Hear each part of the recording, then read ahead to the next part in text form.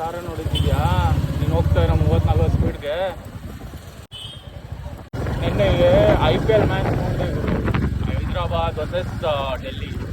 ಏನು ನೋಡಿದ್ರು ಗುರು ಹೈದ್ರಾಬಾದ್ ಅವರು, ಯಪ್ಪ ಯಪ್ಪ ಎಲ್ಲರೂ ಬೇರೆ ಲೆವೆಲ್ ಹೊಡಿತವ್ರೆ ಈ ಸೀಸನ್ನು.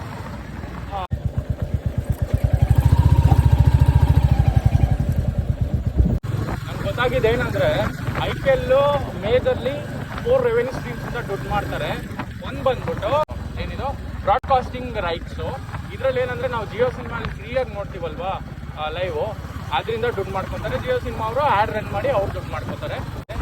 ದುಬೈಯಲ್ಲಿ ಫ್ಲಡ್ಸ್ ಆಗಿದೆ. ನೀವು ಕೇಳ್ಬೋದು ದುಬೈಯಲ್ಲಿ ಮಳೆನೇ ಬರಲ್ಲ, ಫ್ಲಡ್ಸ್ ಹೇಗಾಗಿದೆ ಅಂತ.